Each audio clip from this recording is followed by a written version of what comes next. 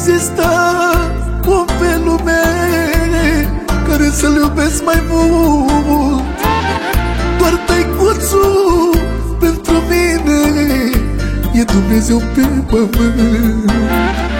M-a supărat orice vorbă grea să aud de tatăl meu, și n-am să las pe nimeni, tăicuțul meu, să păteze numele tău.